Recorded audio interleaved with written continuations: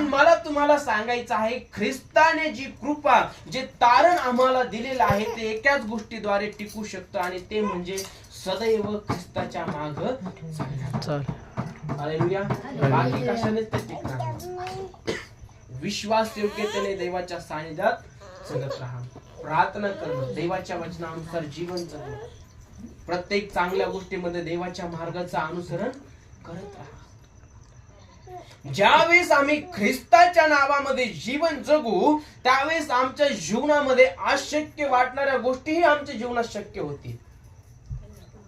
त्यावेळेस आमच्या जीवनात ज्या ज्या गोष्टी आम्हाला मोठ्या वाटतात, त्या गोष्टी आम्हाला शून्य वाटायला चालू होतील. ज्यावेळेस आम्ही ख्रिस्ताच्या नावामध्ये चालू, तर बऱ्याच वेळा आमच्या डोक्यात येणारी निराशा ही आशामध्ये बदलून जाईल. ज्यावेळेस आम्ही ख्रिस्ताच्या नावामध्ये जीवन जगू, त्यावेळेस आम्हाला आमच्या संकटामध्ये इतरांकडे पाहावं लागणार नाही. आम्ही पटकन गुडघ्यावर येणार आणि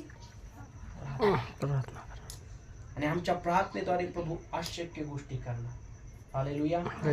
जे लोक ख्रिस्ताच्या नावावर विश्वास ठेवून जीवन जगतात, त्यांनी मार्क शुभवर्तमान ह्याचा 16 अध्याय